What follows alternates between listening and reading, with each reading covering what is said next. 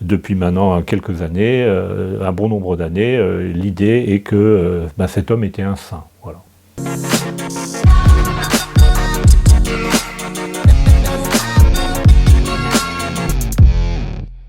C'est aussi important de dire qu'il y a des saints simplement dans la vie, on va dire, normale, la vie laïque, et Schumann, il nous semble, à ces membres de cet Institut Saint-Benoît, qui porte sa cause de béatification, que voilà un homme qui a vécu de manière héroïque son service du bien commun. C'est quoi la politique? C'est servir le bien commun.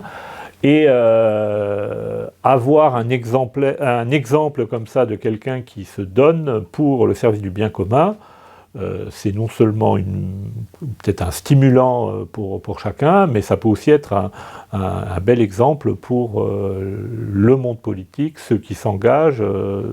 Paul VI et d'autres disent le service le plus éminent de la charité, c'est la politique. Voilà un homme qui a cherché à le vivre sans avoir voulu faire carrière politique, mais qui est entré là pour le service du bien commun. Aujourd'hui, avec la déclaration de vénérabilité de Robert Schuman,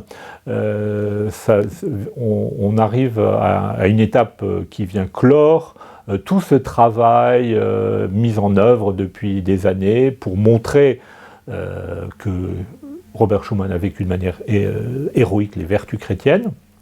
L'étape d'après, maintenant, elle est entre les mains, elle est entre les mains du bon Dieu donc de chacun d'entre nous, et qui se joue dans notre prière, puisque pour que Robert Schuman, après être maintenant vénérable, devienne un bienheureux, il faut qu'il y ait un miracle, et ce miracle ne peut être que le fruit de la prière que le peuple de Dieu va adresser à Robert Schuman pour qu'il y ait un miracle à travers son intercession.